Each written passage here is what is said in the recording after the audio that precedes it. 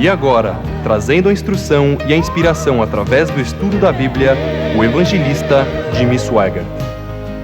Seja bem-vindo mais uma vez ao estudo da Bíblia. Eu gostei muito do programa de ontem, espero que você também. Hoje nós vamos continuar estudando sobre a juventude de Cristo. Cristo ainda jovem. Nós sabemos algumas coisas que estão na Palavra de Deus. Espero que você tenha assistido ontem e que você esteja antecipando a continuação do estudo, tanto quanto eu, porque quero saber tudo o que puder sobre Jesus Cristo. Estamos estudando sobre Jesus Cristo e o Espírito Santo. O Espírito Santo na vida de Cristo. Vamos começar onde paramos, mas primeiro eu quero cantar um hino que é apropriado para o nosso estudo. O título é Ele me escolheu. Ele nos escolheu, não porque nós merecemos, mas por causa do seu grande amor. Ouçam o hino.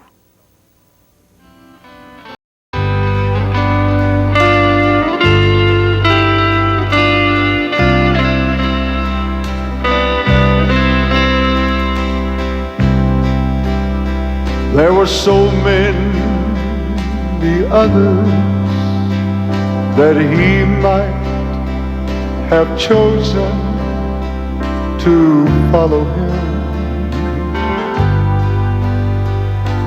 Others with learning and greater distinction to follow him.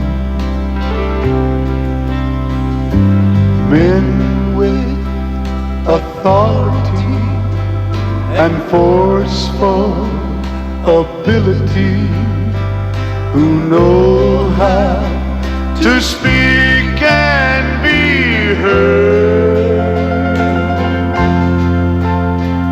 I don't know exactly why I'm here at all, but today I follow my Lord.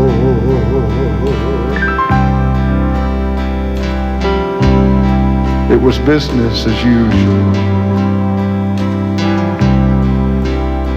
till I heard him say, follow me. I left all behind me that day when Jesus said, follow me. I emptied myself off, my old life completely, with no thought that this could be wrong.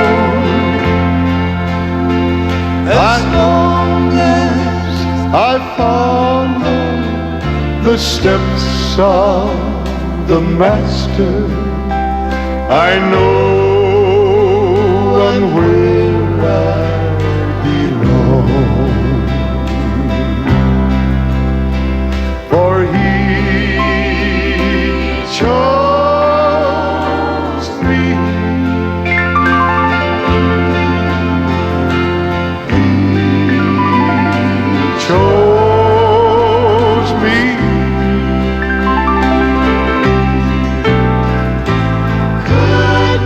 I could not say no when he said, follow me, and you'll be a fisher of men. And from now on, Lord,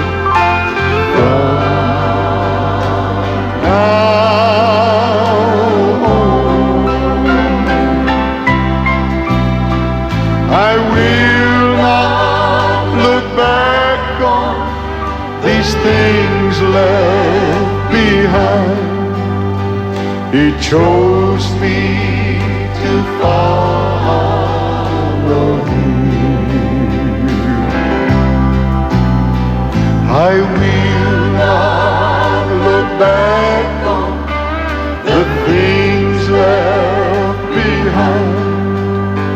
He chose me to follow Him. He chose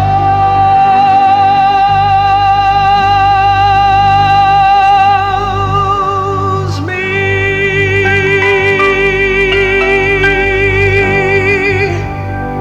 He chose me.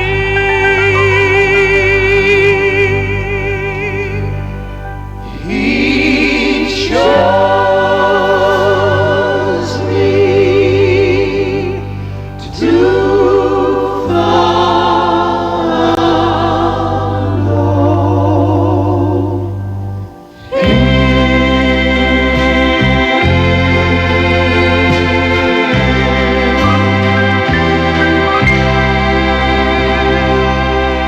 Yes, He did. Yes, He did.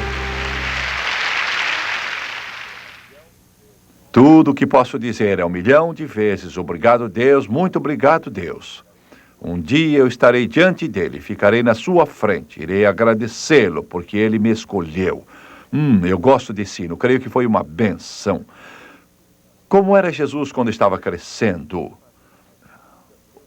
O que ele fazia? Existem muitas lendas diferentes a respeito dele. Alguns dizem que ele fazia um gato ou uma galinha de barro e depois ele lhes dava vida. Não é verdade, ele não fez essas coisas. Ele era um menino normal, como qualquer outro, com uma exceção. Essa exceção é enorme. E é claro, ele era Deus. Ele sabia que era Deus naquele tempo? Creio que sim. Quando ele veio a descobrir, eu não sei. Porque ele crescia em estatura, a Bíblia diz, e sabedoria do Senhor. Ele não nasceu com um intelecto super-humano, ele teve que aprender como nós. Mas creio que havia uma grande diferença. Vou dizer por quê. Porque ele não nasceu com a mancha do pecado. E ele era livre, suas faculdades eram livres, seu físico também era livre, seu pensamento era livre dos rudimentos do pecado. Por isso, havia essa grande diferença entre ele e nós. Porém, mesmo assim, ele era humano. Ele se fez carne, ele era humano, mas também era Deus. Mas às vezes, como criança, antes de ter 12 anos, creio que ele sabia que ele era Deus. Percebemos isso em várias passagens. Sabemos do incidente em Jerusalém e como ele discutiu com aqueles grandes doutores da lei que eram muito inteligentes, brilhantes, que conheciam todas as coisas em relação ao mundo todo daqueles dias, quanto à lei de Moisés. Eles ficaram pasmados. Eles se assombraram com o conhecimento dele aos 12 anos de idade. Essa passagem fala dele antes dos 12 anos e mesmo depois que estava com 12 anos. É o Salmo 119, começando com o versículo 97, é uma passagem messiânica. Como eu expliquei ontem, uma das razões que ele deixou todos aqueles homens pasmados, os doutores, mestres, o sumo sacerdote, fariseus e escribas no templo aquele dia, foi porque ele disse: quanto amo a tua lei, é a minha meditação todo dia. Jesus pensava na lei, meditava nela. Quando digo lei, quero dizer tudo desde Gênesis a Malaquias, porque o resto ainda não havia sido escrito. Mas só de Gênesis a Malaquias, ele estudava aquilo, ficava pensando, ele orava muito, enquanto os outros meninos só ficavam brincando. Não digo que ele não fazia isso, mas estou dizendo que ele não fazia como os outros, porque ele meditava na palavra. E como já disse, não gosto de repetir, mas você pode dizer, eu não creio que uma criança poderia fazer isso. Eu fiz quando era criança, não fiz tanto assim, mas fiz. Quando tinha 9, 10, 11, 12, 13 anos, estudava a Bíblia sempre, devorava suas páginas, orava constantemente, como criança. Ele disse: os teus mandamentos me fazem mais sábio que os meus inimigos, porque aqueles eu os tenho sempre comigo. É por isso que ele pôde discutir com os doutores da lei, é por isso que eles ficavam tão abismados, é que ele era mais sábio que eles. Ele teve inimigos, e eles eram muitos. Não quando criança, mas quando se apresentou ao mundo, como cumprimento das Escrituras. Ele teve muitos inimigos. Mas Jesus era mais sábio que todos. Será que foi por acaso? Será que foi de repente? Será que ele ficou sábio de repente? Não. Foi da mesma forma que nós. Ele estudou esse livro, estudou a palavra. É difícil nós entendermos, mas foi assim que tinha que ser. Quando Jesus veio ao mundo, ele teve que vir exatamente como nós. Versículo 99.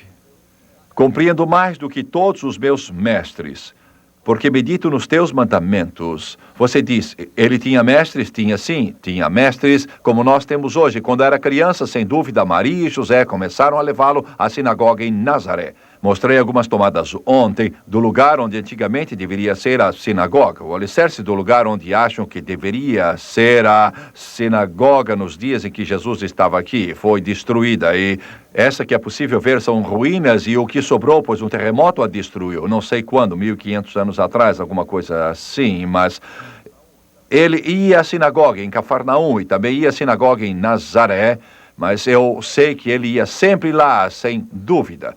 Constantemente, especialmente aos sábados, que era o sábado do judeu. Ele estudava a lei e sabia mais que os seus mestres. Eles ensinavam a ele, entenda bem, os professores ensinavam a todos os meninos naqueles dias. A lei mosaica era a escola deles. Pensamos na escola de hoje, onde as crianças aprendem a ler, escrever, aprendem matemática, pelo menos é o que deveria acontecer nas escolas hoje. Pois bem, mas uma porção de outras coisas. Mas naqueles dias, eles estudavam a lei de Deus. Essa era a escola. Aprendiam matemática e outras coisas mais, porém, a base de tudo era a lei de Deus. E os professores eram aqueles que ensinavam sobre Noé, eles ensinavam sobre Enoque, ensinavam sobre Abraão, Isaac, Jacó. Eles ensinavam a respeito de Moisés, Josué, Samuel, Davi, Salomão, Isaías, Jeremias, Malaquias, Sofonias, Zacarias, Obadias. Eles ensinavam todas estas coisas, mas ele sabia mais do que eles. Você já imaginou como os professores se sentiram? Eles deveriam ter percebido que esse menino tinha algo diferente, é claro. Claro que devem ter visto. Por causa do seu aprendizado, os doutores da lei viram isso no templo. Mas será que não ficaram ressentidos por causa disso? Não, ninguém escreveu sobre isso. Não há nenhum registro de que os grandes estudiosos no templo se ressentiram contra ele. Não há nada escrito. Mas eles não creram nele como filho de Deus? Bem, não havia uma razão naquela hora para que eles crescem. Uhum. Eles achavam que ele era um menino muito inteligente ou... Não é bem isso. Eles achavam que ele era o mais brilhante, o mais inteligente que eles haviam visto. Eles ficaram boquiabertos.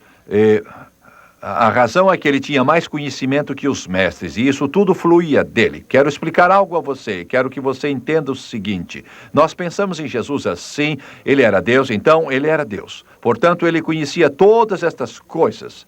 Não é assim. Ele teve que aprender como todos nós. Teve que estudar como todos nós. Teve que meditar como nós meditamos. Teve que orar como nós oramos. Muitos não sabem, mas é verdade. Veja a prova. Ele disse... Compreendo mais do que todos os meus mestres, porque medito nos teus testemunhos. Então, quando outros meninos ali brincavam de soldado e de lanças e brincavam que um exército estava atacando porque Roma governava o mundo e os meninos costumavam brincar dessas mesmas coisas.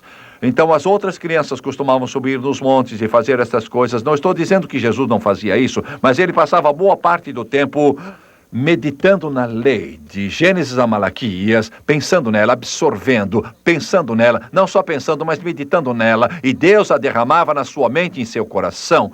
Não foi de repente, ele aprendeu enquanto estudava. E se os meninos hoje fizessem o mesmo, eu sei que é difícil eles fazerem isso, mas se fizessem, não digo que seriam como Jesus, mas eles aprenderiam como Jesus. Porque Deus abençoaria os seus corações, não como fez com ele, mas eles aprenderiam. E isso serve para os adultos. Ele disse no versículo 100, sou mais entendido que os idosos, porque guardo os teus preceitos. Está claro aqui que havia uma profecia sobre ele 1000 anos antes dele. Ele disse, eu entendo mais sobre a lei de Deus do que Isaías entendia, do que Jeremias, do que Davi, que escreveu metade dos Salmos. Eu entendo mais disso do que Salomão, o homem mais sábio do mundo. Eu entendo mais do que Moisés, que escreveu o Pentateuco. Como ele entendia mais? Bem, por várias razões. Primeiro, quando esses homens fizeram essas grandes profecias, eles conheciam em parte. A parte que era do passado e o presente. Muitas vezes eles não entendiam o que Deus deu a eles. Eles não podiam entender. Eles escreviam o que Deus, o Espírito Santo, os mandava dizer. Às vezes eles entendiam, às vezes eles não entendiam. Eu imagino que muitas vezes eles não entendiam, mas Jesus entendia. E a razão está aqui, porque medito nos teus testemunhos. Ele foi o único perfeito que já viveu. Os outros grandes profetas, Isaías, Davi, Jeremias, Samuel, Moisés, Abraão, todos eles foram grandes, mas todos cometeram erros. Eles tiveram falhas. Mas Jesus nunca falhou. Quero que você pense nisso. Ele nunca teve que ir à mãe dele, Maria, e dizer, perdão, mamãe, eu fiz isso errado. Porque ele nunca fez nada errado. Nenhuma vez seus amiguinhos puderam dizer a respeito dele que ele brigou comigo, ou ele bateu em mim. Ele não fez isso. Você diz, é difícil acreditar, mas se ele tivesse falhado depois de alcançar a idade da razão, e creio que ele deveria ser bem jovem nessa época, talvez 6, 7, 8 anos. Mas se ele tivesse falhado somente uma única vez, ele teria estragado com tudo, e nós não teríamos mais esperança. Seria o fim de tudo, de tudo. Ele era a única esperança, o Messias, o Filho de Deus. Ele nunca precisou dizer perdão. Ele nunca teve que pedir perdão, nunca teve que pedir desculpas, nunca precisou se reunir com a diretoria, nunca perguntou o que fazer. Ele nunca teve que dizer o que você acha que devemos fazer. Nunca disse como acha que devemos fazer. Ele nunca disse o que vocês acham disso, Pedro, Tiago e João. Ele nunca teve que dizer perdão, ou eu errei, ou eu não deveria ter feito. Sabe de uma coisa? Isso é excelente, não é mesmo? É mesmo. É algo admirável, é de pasmar. É quase inacreditável quando você Da pensa maneira nisso. natural não poderia ter verdade. feito. Da maneira natural não poderia ter feito. Seria algo impossível. Mas ele nasceu sem pecado. Ele não teve a mancha do pecado. E ele se entregou. E é isso que você precisa entender. Porque nascer sem pecado, nascer como Deus e também como carne, não iria adiantar nada. Você entendeu bem? Ele se entregou. É isso que eu quero que você entenda. Sabe o que muitos fazem? Isso é, muitos crentes, eles, graças a Deus, nem todos são assim, mas muitos crentes hoje em dia leem a Bíblia só por alto. Só isso. Só de relance. Não conhecem a Bíblia. Muitos homens que me assistem agora sabem muito mais sobre Fórmula 1, futebol e tênis, basquete, voleibol do que sobre este livro. Estou falando de crentes, não estou falando dos outros, mas estou falando dos crentes. Você sabe mais sobre as diversas coisas do mundo, sabe mais sobre o seu próprio trabalho. Você é carpinteiro, sabe mais sobre as serras e sobre os pregos e como fazer uma mesa e como fazer uma cadeira ou um móvel. Você sabe muito mais disso e poderíamos dizer o mesmo de outras pessoas. Você diz, mas eu preciso porque é meu trabalho. Você precisa trabalhar nisso todo dia. Se você estudar a Bíblia, mais do que estuda sobre o resto, irá aprender muito mais fácil. Tudo será muito mais fácil. Tudo irá se encaixar melhor. Alguns que estão me assistindo estão com a mente sobrecarregada, estão à beira de um esgotamento, sua vida parece um tormento, você está tomando pílula vermelha, azul, pílula amarela, não sabe o que fazer, não sabe o que dizer, você precisa fazer o que acabei de dizer. Na verdade, o que Jesus fez pode mudar toda a sua vida. Estou falando dos crentes. Você é salvo, mas é só isso, nada mais. Você precisa se levantar cada dia de manhã, abrir este livro, lê-lo por 30 minutos, meditar nele, deixar Deus falar através de sua palavra. Comece a estudá-lo. Deixe que faça parte de você. Quantos costumam ler a Bíblia? Quantos a conhecem muito bem? Mas você tem que tirar da mente: Jimmy Swaggart, sou motorista, sou secretária, sou advogado, médico, sou professor, eu trabalho numa loja, eu dirijo caminhão. Isso não importa. Você pode fazer tudo isso sem dúvida, mas pode fazer com muito mais facilidade se você seguir o mesmo exemplo de Jesus. Aprenda, estude-a, medite nela sempre. Você precisa gastar esse tempo, mesmo que tenha que levantar uma hora mais cedo, e depois que você acabar de ler, não precisa seguir essa ordem. Ajoelhe-se ou faça como quiser. Sentado, deitado, não importa. Peça a ajuda de Deus. Abra seu coração a Ele. Busque sua face. Peça seu conselho e direção. Seja tão diligente para servir a Deus como Jesus. E você ficará surpreso. Sua promoção virá mais depressa, seu trabalho irá bem, seu físico ficará em forma, e eu quero dizer que você se sentirá melhor, sua mente ficará mais clara e tudo irá dar mais certo, tudo começará a ficar em ordem. Porque Deus estará em primeiro lugar. Foi o que Jesus fez. Então faça isso. Alguns de vocês estão aí sentados olhando para mim, outros estão em um hotel agora mesmo. Ou estão sentados em uma poltrona assistindo, pensando naquilo que estou dizendo. E eu estou falando para você. Está atingindo você. Para alguns, tudo que eu disse não tem a menor importância. E você está sacudindo os ombros e dizendo: gostaria de ter tempo, você não tem coragem de se levantar, você tem preguiça ou coisa parecida. Bem, você nunca gozou das bênçãos de Deus, do que Ele dá, mas procure fazer o que Jesus fez. Vamos continuar. Ele disse no versículo 101, de todo mau caminho desvio os meus pés para observar a tua palavra. Ele nunca pecou, nunca falhou. E eu já falei com você sobre isso. Pense nisso. Ele mesmo escolheu que não iria pecar. Ele escolheu não falhar. Ele escolheu não errar, escolheu não errar o alvo. Não é que ele não podia fazer isso, vamos ver isso depois, mas ele escolheu não fazer. Disse: desvia os meus pés. Ele não foi posto aqui na terra em uma redoma para não pecar. Ele era como todos os outros meninos. Estamos falando dele como menino. Mas ele disse: desvio meus pés do mal. De todo mau caminho desvia os meus pés para observar a tua palavra. Ele nunca falhou neste livro. Ele guardou a palavra. Foi o único que fez isso. Nenhum outro ser humano fez isso.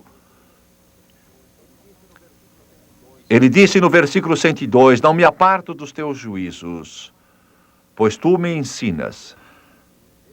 Deus ensinará você, Deus me ensinará, Ele me ensina, Ele ensina você, se você deixar que Ele faça isso. Se você procurar reparar bem, todo o tempo Ele está meditando, estudando a palavra. Meditando, estudando a palavra. E também se desvia dos maus caminhos. Essa é a chave de tudo. Ele disse, não me aparto dos teus juízos. E isso é um pouco diferente do outro versículo que fala de desviar os pés.